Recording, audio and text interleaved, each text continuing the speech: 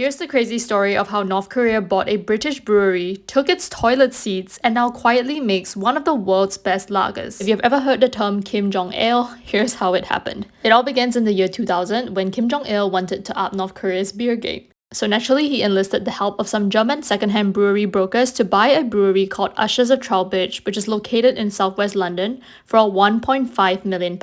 The brewery's head brewer of the time, Gary Todd, received word that there was a keen buyer, and soon after, several North Korean officials would begin showing up to inspect the facility. Todd was told they planned to disassemble the entire brewery so it could be shipped and reassembled in Pyongyang, North Korea. And the crazy thing is, they actually did. They got Russian engineers to disassemble the brewery brick by brick. They even took the toilet seats, individual floor tiles, as well as the plastic cups in the brewery's vending machine. It took them months, and during this time, the British locals started a nickname for the brewer's new owners, Jong Ale. The only thing they couldn't bring over was Gary Todd himself, but Todd did spend a few months training some North Koreans how to brew beer. He even spoke of the experience and said, "They were a nice bunch of guys, but you couldn't have a laugh or joke with them. You couldn't talk to them without one of their government officials." So now fast forward, the brewery has been disassembled and the parts have been shipped to East Pyongyang, and it's now reassembled on a cabbage field.